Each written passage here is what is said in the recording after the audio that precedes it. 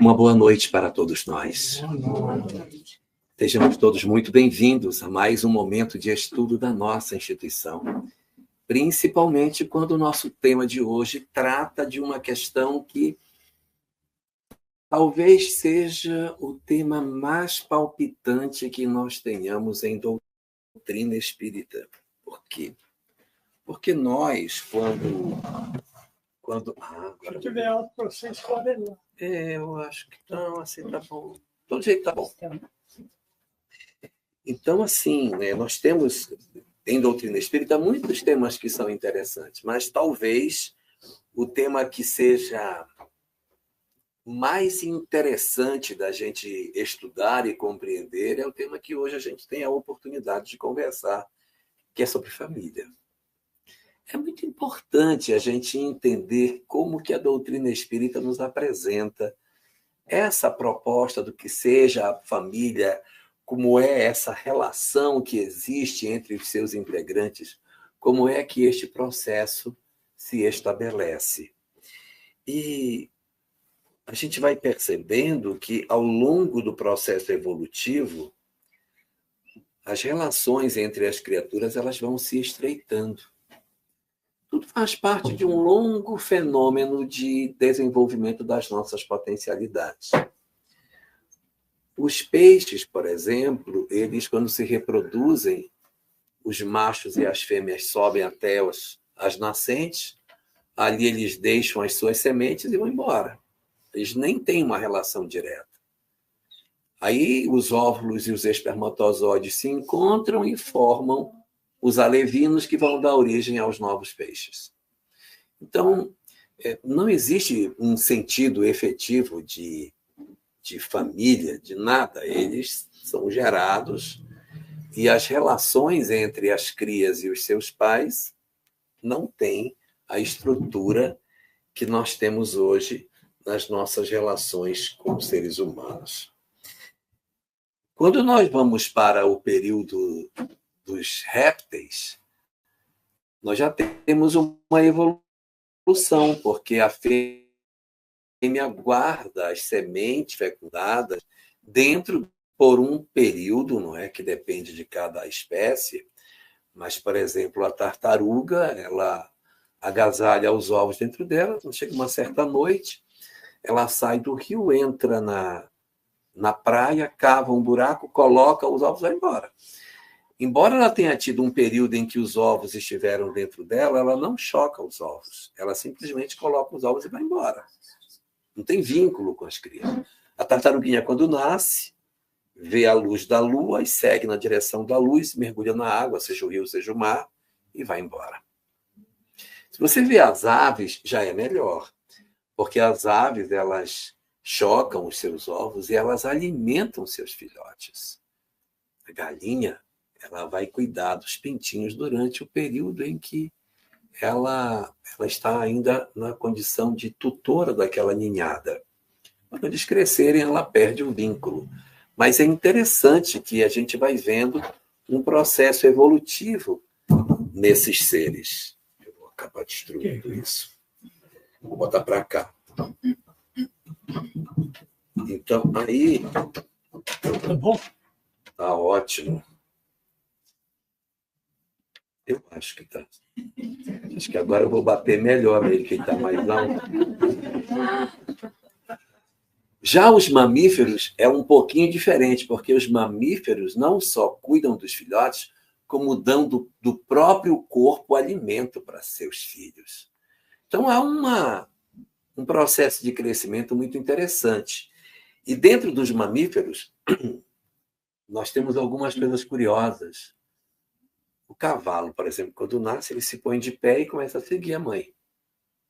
O bezerro se coloca de pé e segue, porque não tem jeito, ele tem que sobreviver, e tem que ser assim. Mas e no ser humano? Nós não temos a mínima condição de nos colocarmos de pé e seguirmos as nossas mães. Resultado: nós somos absolutamente dependentes dos nossos pais.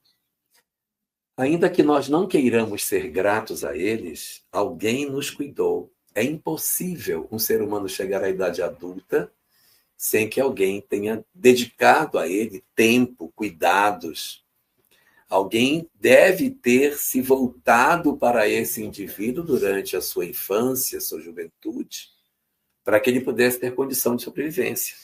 Então, esse fenômeno da dependência do ser humano em relação aos seus pais, ele é muito significativo no processo de convivência que essa realidade nos obriga, estreitando laços de uma maneira muito forte, fazendo com que, desde a origem da espécie humana, nós tenhamos tido um comportamento gregário. Por que o homem vive em bandos desde os seus idos lá recuados lá atrás, desde o surgimento da nossa espécie?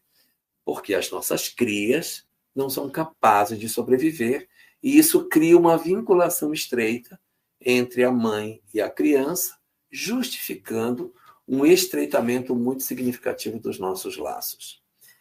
Associado a isso, nós estamos numa condição espiritual diferente. Porque ao vencermos as etapas animais do mecanismo da evolução, ao alcançarmos a condição humana, nós também alcançamos a condição do entendimento de nós próprios. E isso é magnífico em termos do entendimento da beleza da vida.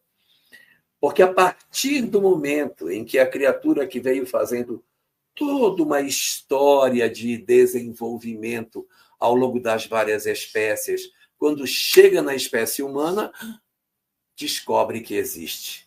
Tem consciência de si mesmo, começa a raciocinar, o pensamento estabelece-se de forma contínua.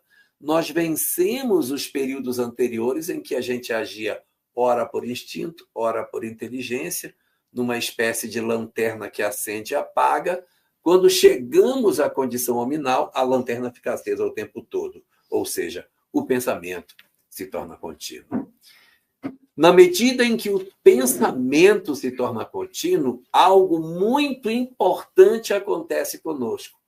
Em função da compreensão agora que eu tenho da minha própria existência, em função do entendimento que eu passo a ter sobre as coisas, que eu começo a raciocinar sobre aquilo que me acontece, ocorre um fenômeno que é o nascimento do livre-arbítrio. O nosso livre-arbítrio vai surgir exatamente na condição nominal. O animal ainda está num aprendizado de livre-arbítrio. E é assim, nessa nossa vida gregária, na condição hominal, com a leitura de que somos indivíduos e com a percepção de que temos a liberdade para escolher, que nós começamos uma grande história para as nossas vidas. Porque até o momento em que nós não éramos humanos, nós não conseguíamos entender as consequências morais daquilo que nós fazíamos. E como nós não tínhamos a leitura da consequência moral, não existia para nós aquilo que é chamado de expiação. Só existe expiação a partir do momento em que eu alcanço a condição nominal. A partir do momento que eu tenho livre-arbítrio e que eu compreendo as coisas. Até então, as relações elas são todas provacionais. Nós não temos histórias em função de algo que nós tenhamos feito. Não existe, no dizer da doutrina espírita, remorso de um leão porque ele matou uma zebra. Ele come a zebra e ele não tem remorso. Ele não vai para o mundo espiritual, meu Deus, matei a zebra tinha uma criancinha. Não tem. O animal, por agir por instinto, não traz esse tipo de raciocínio. Mas o homem, o homem já tem isso de maneira muito clara, porque nesse processo do conviver e com a compreensão do certo e do errado, nós começamos a perceber que existe da nossa parte uma certa predileção por determinados indivíduos que fazem parte da nossa convivência. Nos diz a doutrina espírita que as primeiras histórias que a gente tem quando nasce na Terra como homem, as nossas primeiras vivências como seres humanos, ainda num período inicial da nossa evolução, não existe uma razão mais objetiva para aqueles que compõem o meu grupo familiar. Nós não temos isso. O que justifica que os espíritos, nesse período, se encontrem? A natureza das provas. O tipo de experiência que esses espíritos vão viver é que faz com que eles desenvolvam em si o sentimento de que eles tenham uma convivência. Olha, vocês vão viver aqui, aqui é o rio, ali é a roça de mandioca, vão pescar aqui. Então, os espíritos que estão nesse padrão, por esse processo evolutivo, vão viver as mesmas histórias. Mas não existe uma amarração rígida, reencarnatória, no porquê que eles estão ali. É um fenômeno que a literatura espírita chama de natureza das provas. O que é a natureza das provas? É uma característica que existe, que os indivíduos experimentam juntos, mas que não necessariamente existe uma razão espiritual para isso. A razão está toda no presente.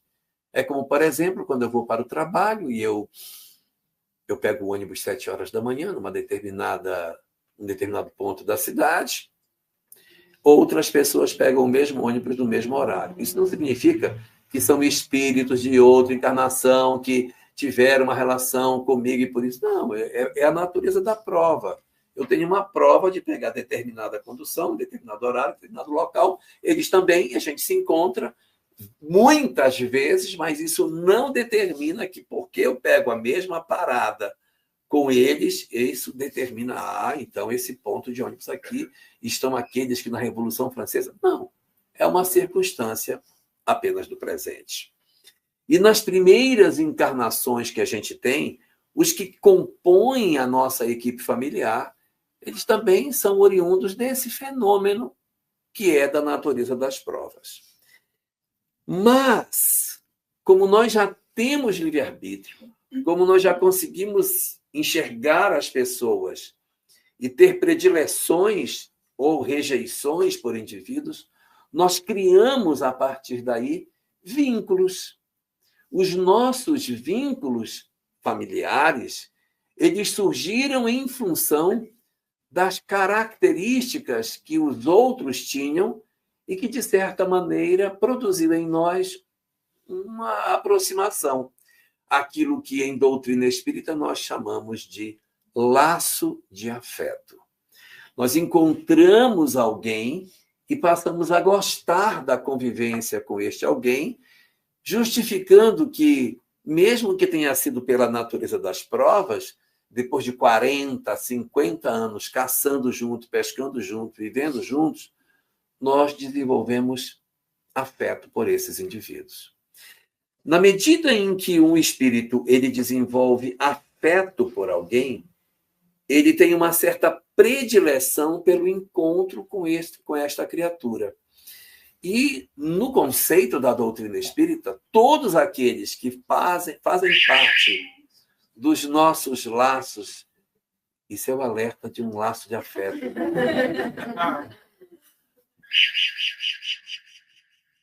Outro laço de afeto.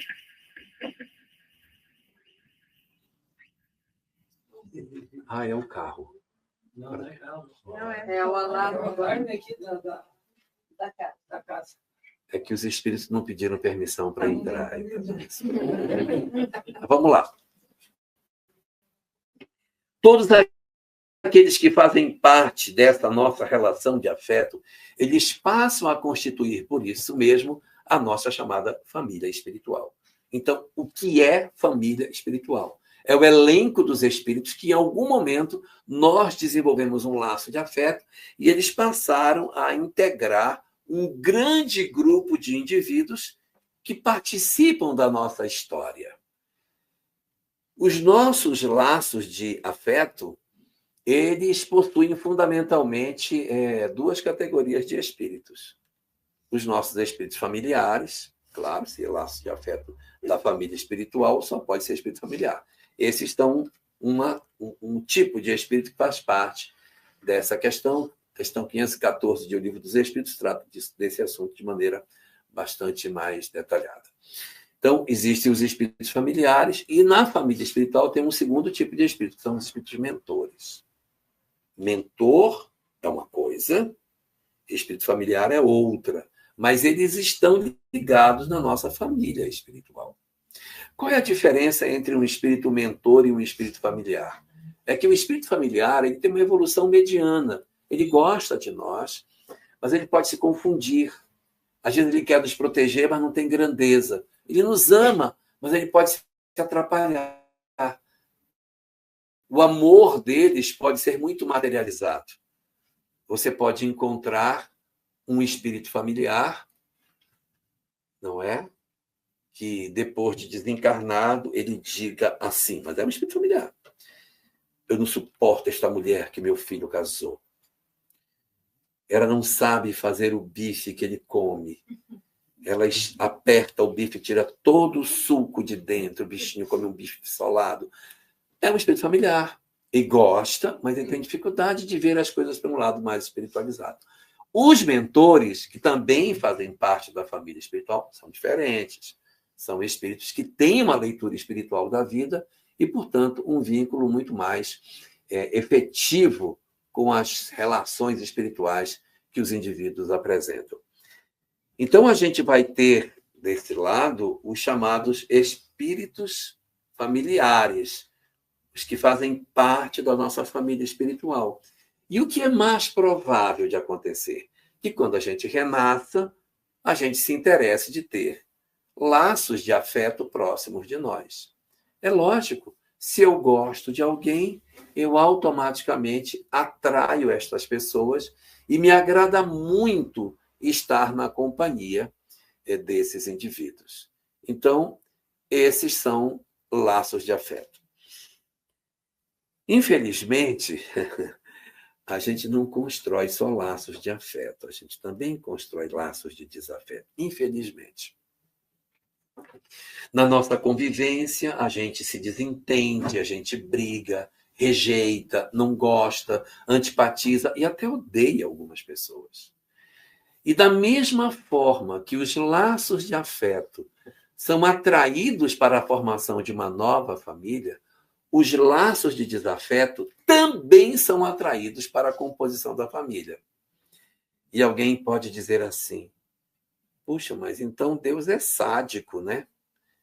Não pode ser sádico, porque ele sabe que eu não gosto da pessoa e bota esta pessoa para dentro da minha casa. Porque não botou esse sujeito para nascer no Japão. Porque se não é, poxa, se ele sabe que eu não gosto, vai ser seu irmão. Isso parece assim um sadismo. Por que Deus nos coloca desafios tão difíceis em termos familiares? E a doutrina espírita diz que todos nós temos um encontro marcado com a felicidade. Todos nós. Todos os espíritos serão felizes. Que esse é o destino de todas as criaturas. Mas esse destino ele tem uma condição para que a gente acesse. Porque senão a gente podia pensar, se é já a felicidade, podia ser feliz logo agora, já que vai ser depois, né? Deus podia dar um vale para a gente, adiantar aí uns 20% dessa felicidade, já que a gente vai ser feliz amanhã, dá logo agora, não vai dar mesmo, então dá logo de uma vez. Por que não dá? Porque a felicidade espiritual, ela não é um dom gratuito que Deus nos olha e diga, eu gostei de você, dá 10% para ela ali que eu gostei dela. Não é desse jeito. A felicidade espiritual, ela é resultado da vivência do amor.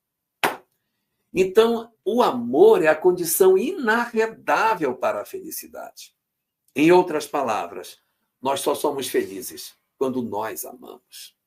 Questão 614 de O Livro dos Espíritos, Allan Kardec pergunta o que é a lei de Deus, e a resposta diz, a lei de Deus é a única verdadeira para a felicidade, a única. Indica-lhe o que deve fazer ou deixar de fazer. Aí a parte mais interessante. E ele só é infeliz quando dela se afasta. Então, nos afastarmos da lei de Deus nos promove infelicidade. Então, quando a gente diz, nossa, mas eu sofro, de repente, o sofrimento está ligado a um processo de afastamento das nossas relações de amor. E aqui, saindo um pouquinho do tema, mas só para não deixar uma ponta solta, não vamos confundir sofrimento com infelicidade. Quando a doutrina espírita diz ele só é infeliz quando dela se afasta, está falando de infelicidade, não está falando de sofrimento. Porque sofrimento é uma coisa e infelicidade é outra. É claro para todos a diferença de sofrimento e infelicidade? Vou deixar um exemplo.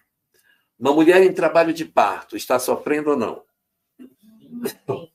Está infeliz? Essa é a diferença entre sofrimento e infelicidade. Alcione, do livro Renúncia, sofreu? Sim. Foi infeliz? Não. Então, a infelicidade está na alma e o sofrimento está no corpo. Está no corpo. Então, o homem só é infeliz, alma, quando se afasta da lei de Deus. Então, se eu tenho um desafeto, se eu tenho alguém que eu não gosto, se eu tenho alguém que eu tenho dificuldade de conviver, eu jamais conseguirei ser feliz se eu não tiver a convivência com esse indivíduo.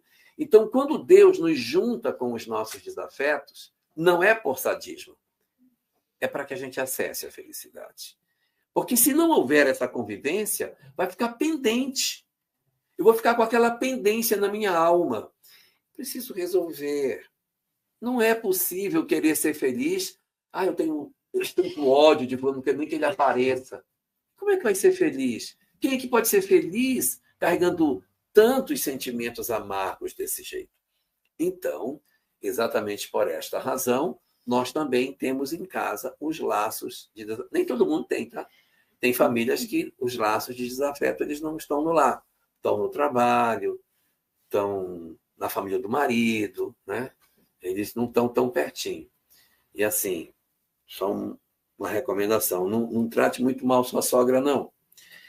Porque ela pode voltar mãe, tá? Então, você trate mais ou menos para evitar problemas, senão piora. Então, veja, as vinculações dos espíritos para a composição da família são exatamente a tentativa de nos permitir o avanço em termos espirituais e para que a gente consiga, de fato, nos libertarmos das causas de sofrimento que nós temos. Eu estou dizendo isso não para que a gente creia que toda família tem que ter um laço de desafeto. Não, tem famílias que não têm, porque os desafios estão no outro campo. Às vezes o desafio está na área da saúde, às vezes está na área financeira.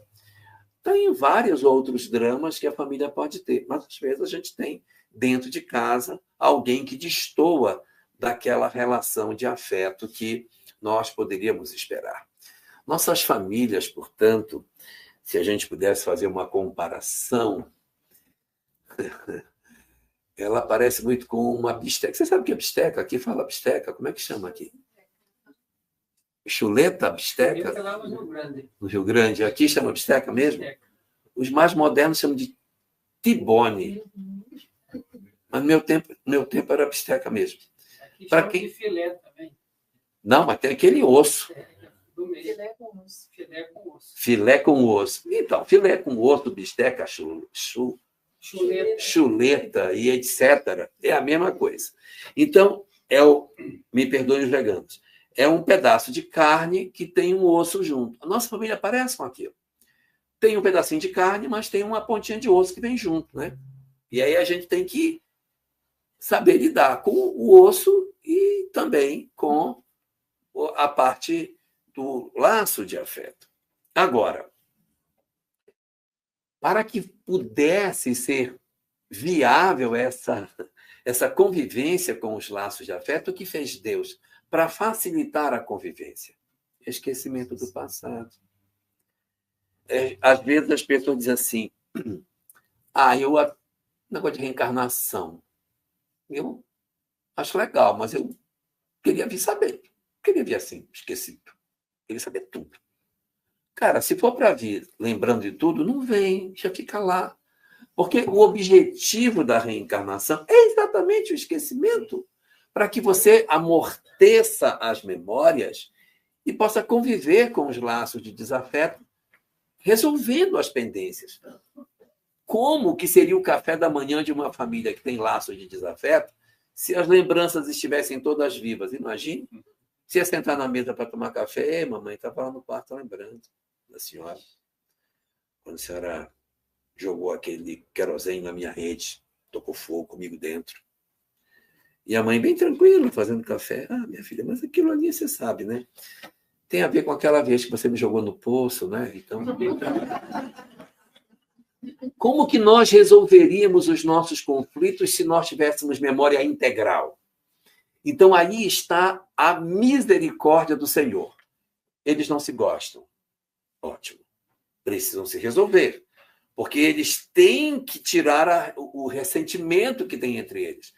Então, vamos permitir que se reencontrem dentro de um mesmo grupo familiar, mas com esquecimento do passado, para que o amortecimento das memórias facilite com que a gente supere determinadas dificuldades que a gente tem. Alguns de nós dizemos assim, eu não sei, eu não consigo abraçar meu pai. Não consigo. Eu não consigo abraçar minha mãe, eu tenho uma dificuldade enorme, às vezes é com o filho. Eu tenho uma dificuldade, não consigo abraçar meu filho ou minha filha. Essas coisas, elas podem, eu disse podem estar relacionadas com laços do passado. Eu disse pode, porque ela pode estar relacionada a laços do presente. E a gente não pode se remeter ao passado se no presente existirem causas que justifiquem determinados fenômenos. Então, vem a doutrina espírita em nosso socorro para nos dizer que as nossas construções familiares, os nossos arranjos familiares, eles são exatamente para permitir que nós consigamos resolver as pendências que a gente tem. E como que a gente resolve isso? Bom, a gente resolve assim, a gente tem uma pessoa que a gente tinha dificuldade, eu tinha um relacionamento com essa pessoa no passado, era um relacionamento ruim, a gente renasceu juntos, amortecida a lembrança. Então, eu vou viver novas experiências com essa pessoa. E mais uma, e mais uma, e mais 10, 15 encarnações vivendo com o desafeto. Depois de tanto tempo vivendo junto, eu não terei só memórias ruins, eu terei memórias melhores. Porque esta pessoa, ela melhorou ao longo do tempo. Não é possível que ela não melhorou. Ela tem que ter melhorado ao longo do tempo. Agora, ao mesmo tempo que ele melhorou, eu também melhorei. Então, a gente, vivendo várias histórias juntas, ele pode ter sido meu assassino numa encarnação. Mas hoje, além dele ser o meu assassino, é verdade, ele já foi a pessoa que me salvou de uma vez que eu estava me afogando no lago, ele foi o cara que uma vez já partiu comida comigo que eu estava precisando, porque a convivência vai permitindo novas histórias, e essas novas histórias elas vão desbotando aquela lembrança única que eu tenho daquela pessoa. Senão, toda vez que eu olhar para ela, eu sei quem é ele é meu assassino. Cadê ele? Não teve nada mais, só teve essa história.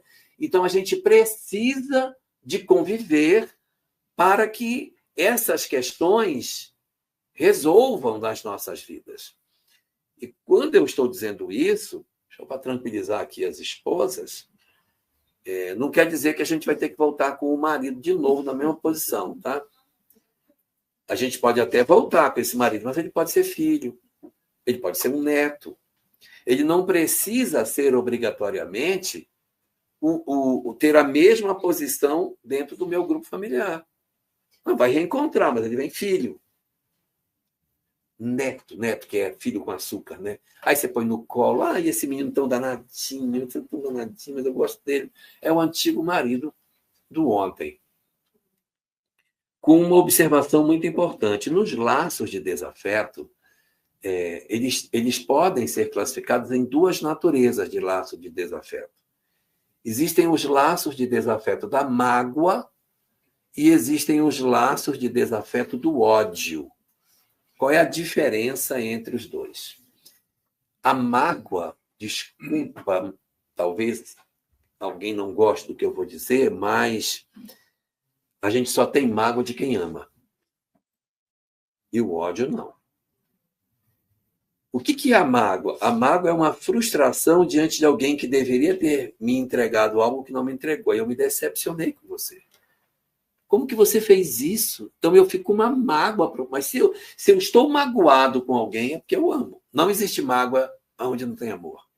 A mágoa é o amor que adoeceu. Então, essas mágoas, quando vem o período do renascimento e que as memórias são amortecidas para renascer, tem uma chance muito grande de você, vivendo uma nova história com alguém com quem você já teve uma história no ontem que está magoado hoje, você conseguir enxergar, se apaixonar de novo e até casar com essa pessoa novamente. É plenamente possível.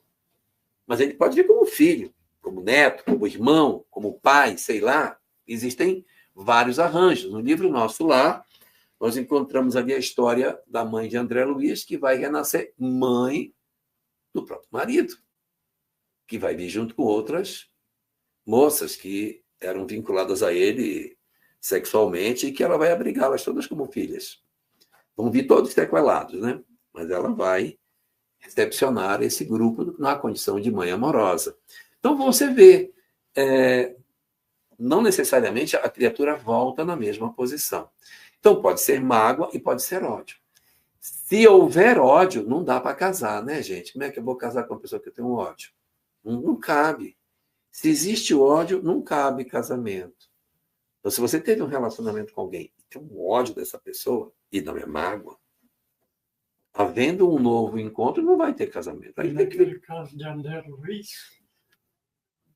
ela veio para casar com ele para ele retificar o erro passado. Pois é.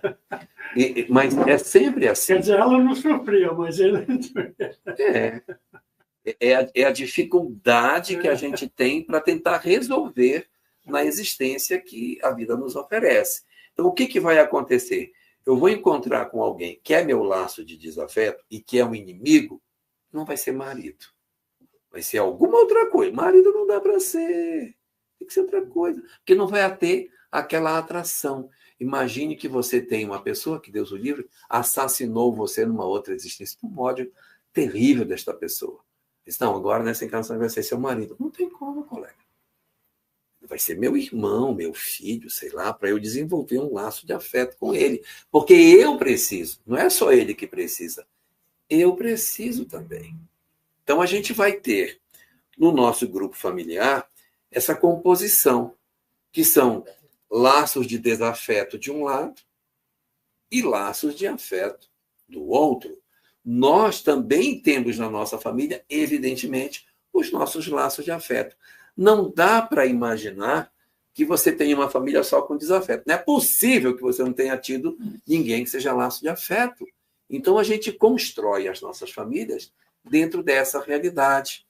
E o objetivo é exatamente tratar essas questões.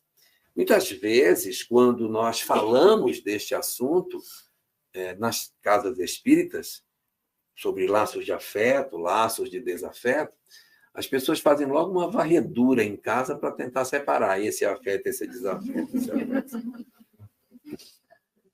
E aqui eu quero deixar uma coisa que talvez seja o mais importante que eu tenho para dizer. Não separe. Não separe. Por quê? Porque o objetivo do conhecimento espírita é para não separar.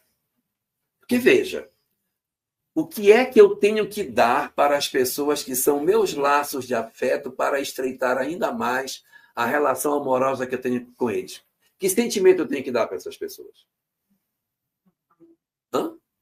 Amor. E para o laço de desafeto, que é um problema que eu tenho do passado e que está dentro do meu ambiente familiar para que eu consiga resolver, o que é que eu tenho que dar para eles? Então, se é amor para este e é amor para o outro, não separa. Porque vai ser a mesma coisa. Não separe, porque o esforço vai ser o mesmo.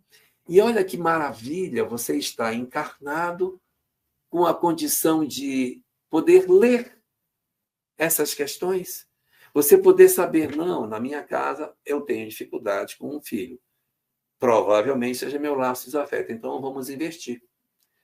Vamos investir nisso. Vamos trabalhar essas relações. Porque seria uma coisa absurda do ponto de vista espiritual a gente receber todas essas informações e dizer, ele é meu desafeto, é? Bem que eu imaginei. Então, agora ele vai ver o que eu vou fazer com ele. É por isso que eu não gosto dele. Isso, na minha terra, chama-se burrice espiritual, que é você estar de posse do conhecimento espiritual e fazer tudo errado. Não faz o menor sentido eu estar iluminado pelo conhecimento espiritual e lançar mão deste saber para destruir a felicidade doméstica que nós podemos ter. Então, a proposta que a doutrina espírita tem para nós é que a gente procure, tanto quanto seja possível, resolver os conflitos familiares. Veja que é tanto quanto seja possível. O nosso objetivo em família é que nós consigamos nos resolver espiritualmente. O nosso papel não é resolver o outro, porque quem resolve o outro é o outro. Eu não tenho governança sobre a vida do outro. Eu só tenho governança sobre mim mesmo. Então, dentro de uma família que tem seus conflitos, suas confusões, suas mágoas, seus ressentimentos, às vezes ódios, o que eu vou fazer? Eu vou trabalhar para que eu não me contamine com esses sentimentos. E se eu tiver, eu vou trabalhar para reduzi-los em mim. Mas o esforço é eu na direção do outro, não fazendo sentido eu me desesperar porque o outro não envereda pelo caminho que eu gostaria que ele enveredasse. Nós só temos responsabilidades diretas sobre as nossas responsabilidades mesmo, e não sobre a dos outros. Nesse caso aí, o elemento que tem o dom do perdão e do amor é mais fácil para ele. E quem não tem que desenvolver. Mas quem tem, ele tem mais facilidade para resolver o problema. Quem já consegue trabalhar. Ele já vem com essa função. Né? Já facilita. A evolução dele é muito maior do que a do outro. Mas tem muitos de nós. E tem outro que não aceita. Né? Que não consegue. A gente ainda tem dificuldade. Alguns de nós ainda temos dificuldade. Né? Então, às vezes, a gente diz assim. Eu não sei, eu acho que eu fracassei na minha vida porque meus filhos enveredaram por um caminho que eu não gostaria. Puxa vida, eu vou responder por isso no mundo espiritual, porque meus filhos seguiram um caminho horroroso que não era o que eu queria. O que a literatura espírita nos apresenta sobre isso? Por isso que eu me julgo. 92 para 93, eu não tenho inimigo na face da Terra. Vantagem. Já é uma felicidade. Vai ter não que você não foi ofendido. Você pode ter, mas você perdoa. Exato. Vai ter... Me presta essa coisa preta aqui. Isso, me dá isso aqui. Vai ter uma família muito mais harmônica, porque não vai ter laço de desafeto na encarnação seguinte. E alguns de nós temos uma dificuldade muito grande de lidar com isso. A gente tem histórias e não consegue resolver. Então, o que a literatura espírita nos fala? Livro dos Espíritos, questão 583. Diz o seguinte: qual é a responsabilidade dos pais que fazem tudo para educar seus filhos, mas seus filhos enveredam pelo caminho equivocado? O pai responde por isso? Se ele tiver feito tudo, não. Porque a gente responde pelo que não fez e não por aquilo que eles fizeram.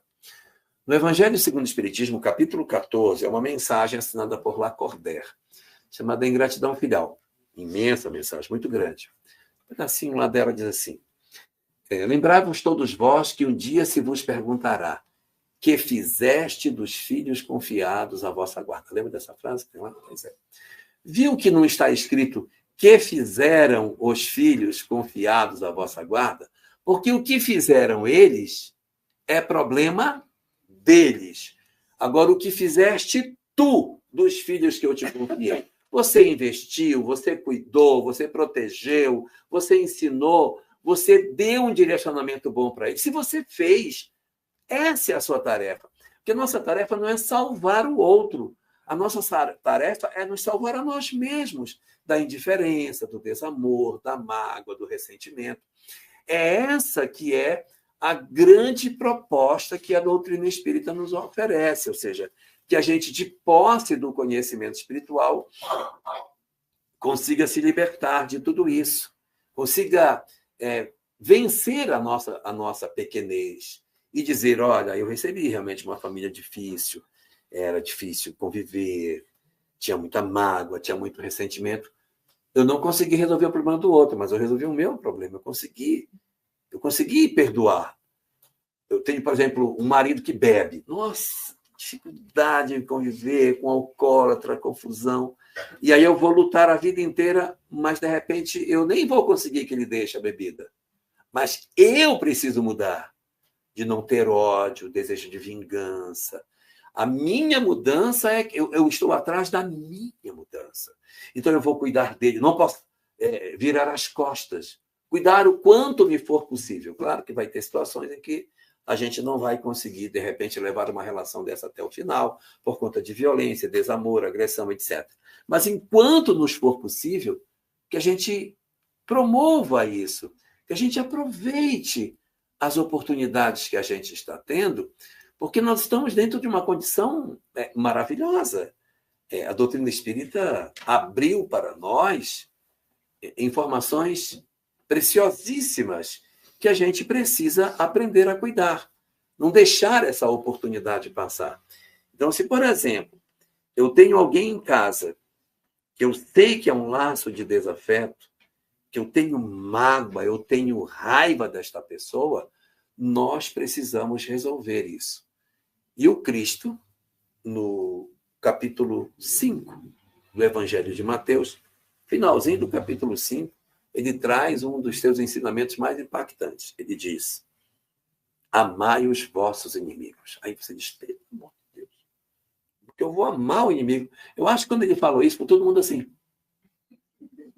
Como? Porque Israel nunca ouviu isso, né? É a primeira vez que Israel estava ouvindo. Porque ele ensinou naquela última fase dele.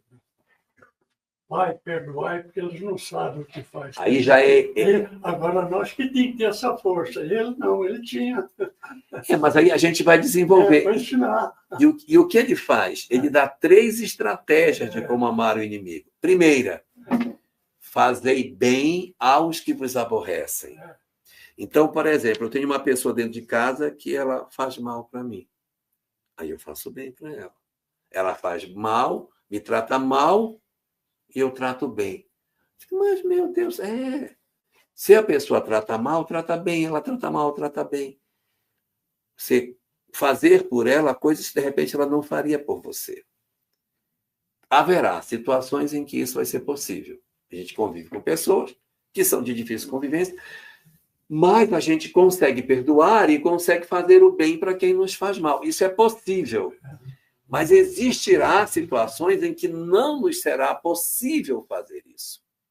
Então, Jesus dá uma segunda estratégia. Se você não consegue fazer bem ao que te aborrece, eu vou te dar uma segunda estratégia. Faz o seguinte, bendizei os que vos maldizem. Ele fala mal, aí você fala bem dele. Não fale mal. Olha, as paredes têm ouvidos e as pessoas têm boca. Se você fala mal de uma pessoa aqui, pode ter certeza que vai chegar lá no ouvido dela. Então, já que é assim, fale bem. Já que vai chegar, vai falar mal, fala bem. Para a gente poder aproveitar as oportunidades que a vida nos oferece. Senão a gente não vai aproveitar. Então, ele propõe o seguinte, para a gente amar o inimigo. Primeira estratégia, faz o bem para quem te faz mal. Ou seja, atos. Não consigo fazer o bem. Meu coração se fecha, não consigo. Então vai para o segundo. Bendizei os que vos maldizem. Fala bem de quem fala mal. Nem falar bem eu consigo. Eu tenho tanta raiva. Eu não consigo nem elogiar, eu não consigo ver nada de bom. Eu não consigo. Então, se não dá a segunda, vai para a terceira. Orai pelos que vos perseguem e vos caluniam. Eu tenho uma frase comigo que eu sempre aconselho aos outros. O cara me roubou um dinheiro, levou. Sim. Vai aproveitar, já levou mesmo. Já levou. Para que eu ficar com raiva? Já levou, aproveita. É. Precisa ter muita força para fazer isso. Mas isso é uma questão de treino, de disciplina, porque se a gente cair naquele quadro de tudo que faz eu reclamo, tudo que faz eu me chateio, em casa eu reclamo de todo mundo, eu automaticamente me vicio em reclamar. Tem gente que tem hábito de reclamar. Olha o arroz, não vai fazer um arroz que preste. Olha essa comida, que horrível. Você olha o tomate que ela comprou, meu Deus, o tomate de um lado bom, do lado podre, parece que não consigo nem virar o tomate. Que ridícula. Você é muito feia. Você não se arruma. Homem nenhum vai querer casar com você, você é horrorosa. Então, tem pessoas que têm isso no seu cotidiano, reclamando. E aí cria um vício na alma. Então, tem que fazer o esforço para se libertar disso. E olha as propostas de Jesus. Fazei bem aos que vos aborrecem, bendizei os que vos maldizem, orai pelos que vos perseguem e caluniam. A oração não precisa falar e também não precisa fazer. É só orar. Parece fácil. Experimente orar por uma pessoa que você não gosta. É muito ruim, gente. Porque você diz assim, Senhor, proteja aquela pessoa. Aquela pessoa que me fez tanto mal, não merece. É difícil orar quando a gente não gosta, mas é um exercício que a gente precisa fazer para que a gente vença isso. Então, é a oportunidade que a gente tem que ter. Por quê? Porque as nossas construções familiares, elas são desse jeitinho. Nós temos a nós e temos na construção da família os nossos laços de desafeto e temos também os nossos laços de afeto. Nós precisamos converter tudo em laços de afeto. Esse é o objetivo. A razão pela qual isso nos acontece é para que a gente consiga desenvolver isso. Porque se eu guardar mágoa, se eu guardar ódio, se eu tiver ressentimento, não conseguir perdoar, eu vou só atraindo pessoas para o meu ambiente familiar. Quanto mais eu odeio, mais eu vinculo essas pessoas à minha vida. Às vezes a gente não se dá conta disso, não é?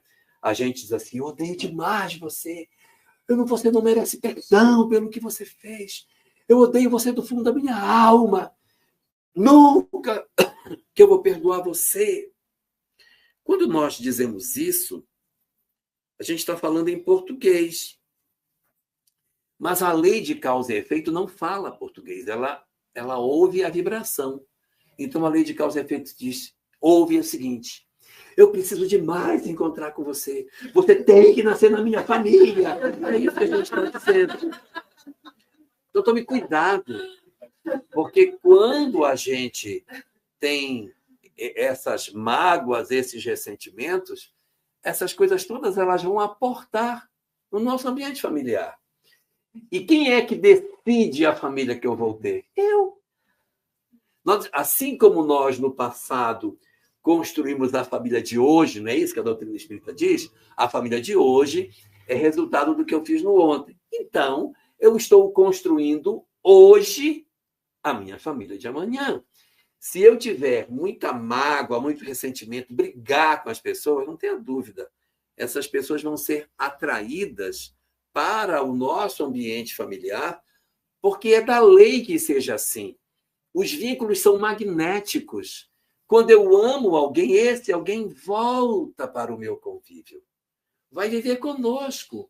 Mas, da mesma maneira, quando eu odeio alguém, eu também me apresento para ser uma pessoa que vai experimentar o reencontro com determinadas criaturas que nem precisaria mais que eu fizesse. Mas é porque, às vezes, nós temos uma dificuldade muito grande de mudar. Mesmo sendo espíritas, mesmo diante do conhecimento que a gente tem, existe uma certa preguiça da nossa parte de mudar. Eu vejo alguns espíritas que dizem assim, não, eu fumava e eu já não fumo mais, eu bebia, já não bebo mais, o resto eu vou deixar para a próxima. Gente, isso é uma ignorância. Você não sabe nem onde vai renascer, não sabe nem se vai ser espírita. Então, se você está agora, aproveita. Porque quando a gente não aproveita as oportunidades que a vida dá para a gente, nós parecemos com um bichinho preguiça, sabe? Que tem uma possibilidade enorme de se transformar, tem uma possibilidade grande de fazer uma mudança significativa da vida, mas não faz. Está dentro de uma família, enxerga os laços, percebe que é possível fazer e não faz. Às vezes, é muito difícil perdoar alguém, porque as mágoas são muito profundas, as feridas são muito grandes. E a gente vai ter dificuldade para resolver.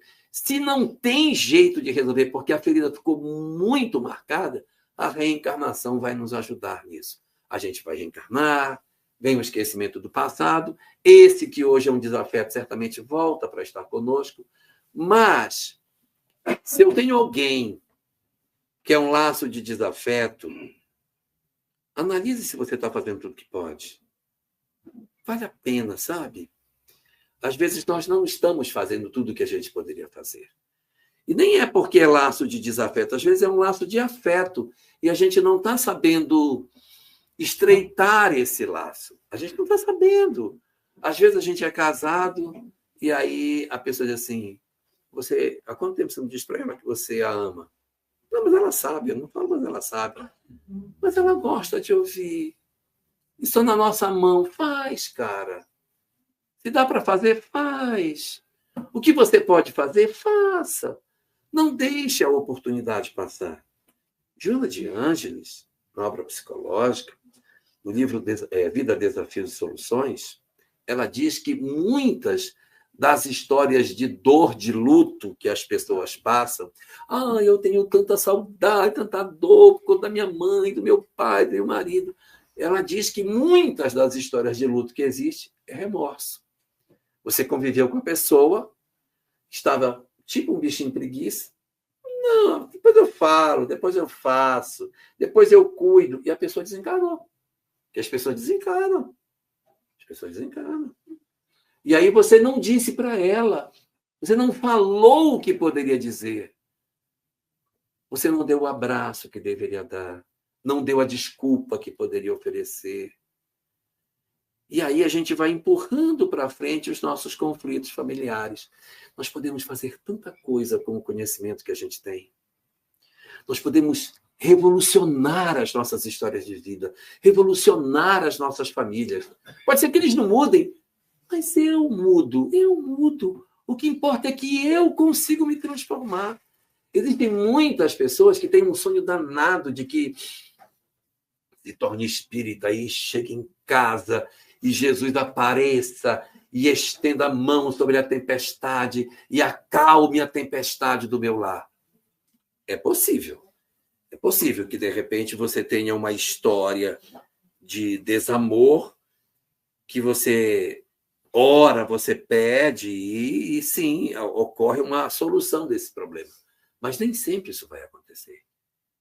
Tem vezes que a gente está numa tempestade danada e o Cristo vai aparecer no convés do barco e, ao invés dele acalmar a tempestade, ele acalma o marinheiro. Porque se ele acalmar o marinheiro pilota o barco encapelado e chega no porto. Então, tem vezes que a família não vai realmente mudar do lado de fora.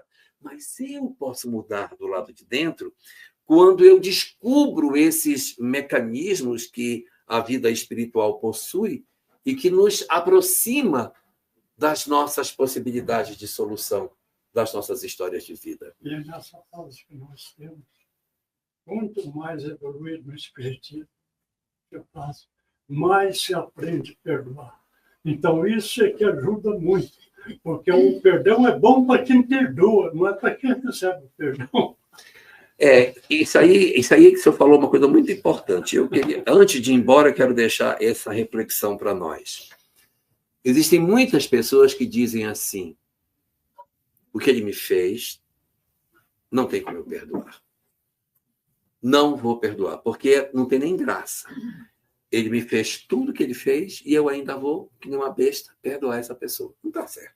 Eu não vou perdoar porque ele não merece perdão. Mas o que ele está colocando é uma coisa muito importante.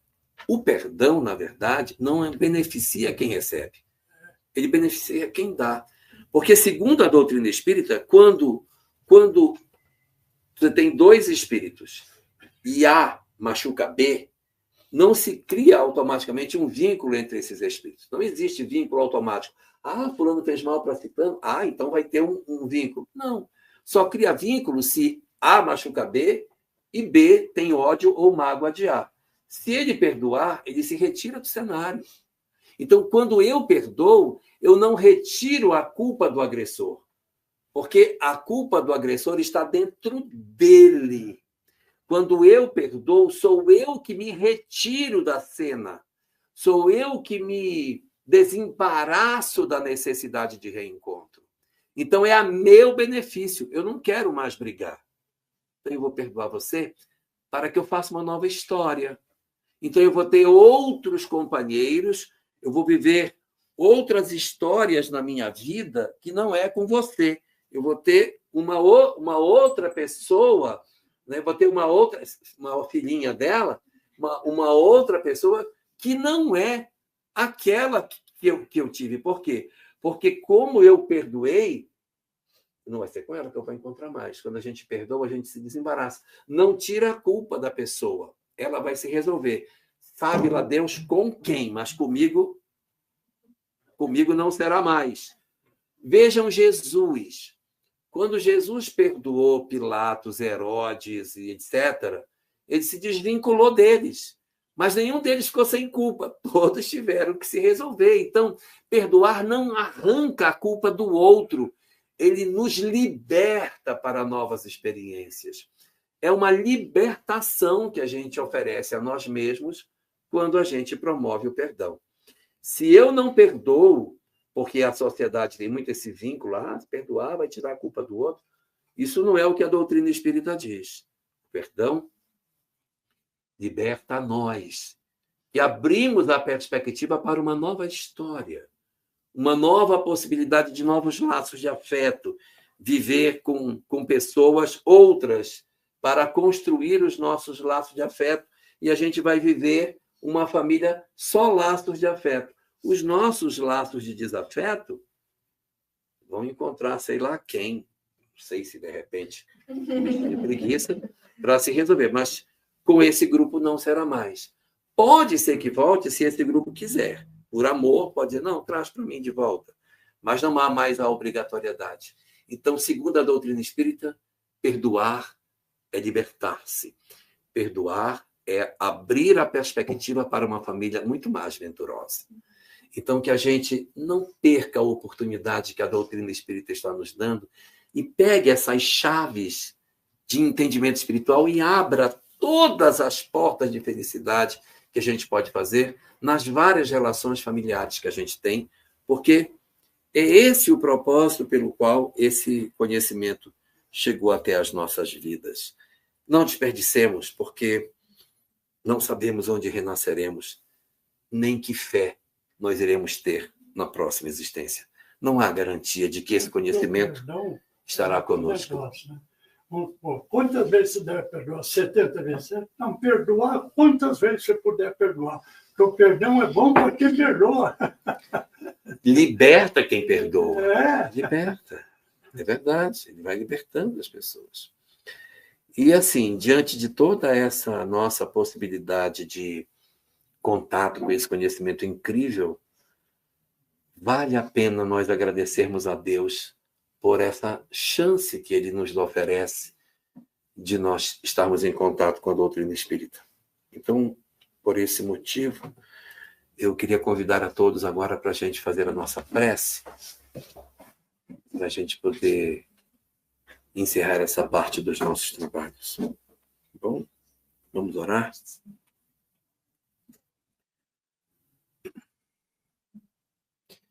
Divino Senhor das nossas vidas,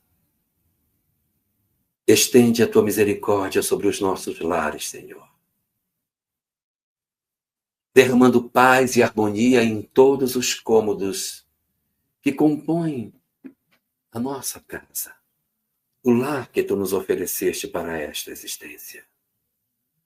Concede-nos, ó Senhor, o dom divino de compreendermos a realidade espiritual em que nos encontramos, ressignificando os nossos laços familiares, olhando cada um daqueles que convive conosco como um mar de experiências para o desenvolvimento das nossas potencialidades espirituais. Por isso te pedimos, pelos nossos doentes físicos e doentes psíquicos, que habitam dentro da mesma casa que nós, que os espíritos que atuam nesta casa possam promover o socorro, derramando bênçãos de saúde física e espiritual aos diversos companheiros que compõem a nossa equipe doméstica. Estende este socorro para as entidades espirituais que ali se encontram e que, de alguma forma, ainda se agasalham nas nossas residências, pelas energias que nós mantemos nos nossos laços de desafeto. Deixa, Senhor da vida, com que as luzes da tua misericórdia penetrem o coração de cada um daqueles que ali se encontram, fortalecendo-os para os propósitos da vida e auxiliando-os para uma recomposição emocional na leitura espiritual da vida. Mas nós te pedimos por nós também, Senhor. Não apenas por eles, mas por nós outros que não estamos conseguindo entregar todo o amor que nos seria possível viver.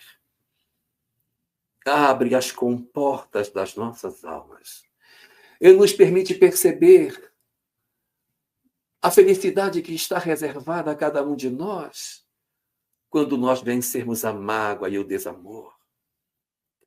Quando nós nos dedicarmos verdadeiramente a cicatrizarmos as nossas feridas e a rompermos com a mesquinhez da leitura terrena da vida, enxergando as nossas existências como a oportunidade sagrada de nos libertarmos espiritualmente.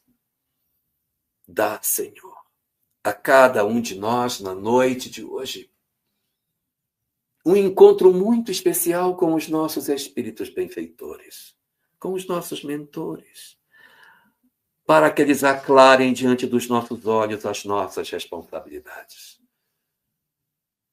as nossas histórias mal terminadas, as nossas relações mal conduzidas, as nossas condutas mal organizadas, a fim de despertemos diante disso, para que façamos uma nova história. Mas não deixa, Senhor, de nos abençoar com a tua misericórdia, para que a culpa, o sentimento de remorso não nos corroa a alma, mas nos ensina a perceber que tu és amor e que tu não desejas nos punir, mas para que aprendamos verdadeiramente a amar, para sermos felizes. Derrama o teu amor sobre os nossos corações cansados de tanta dor e nos ensina a perceber a extensão da tua imensa misericórdia que nos trouxe até aqui, para que recebêssemos o lenitivo do conhecimento espírita e colocasse bálsamo nas nossas feridas. Senhor, nós sabemos que tu não nos julgas e não nos condenas, porque sabemos que tua lei está dentro de nós e ela agirá. Mas sabemos da tua misericórdia e da imensidão da paz que tu reservas aos corações que te servem. É por todos esses conhecimentos que tu nos dás que nós te rendemos graças e te pedimos que nos abençoes, para que saibamos verdadeiramente aproveitar as oportunidades da vida e sairmos desta existência extremamente mais felizes do que aquilo que aqui chegamos. Que o teu amor cubra as nossas almas com as tuas bênçãos e que a tua paz faça morada nos nossos corações. Deixa eu dar uma boa noite para o pessoal da internet. Uma boa noite para vocês e muita paz para todos nós. Deus abençoe a todos.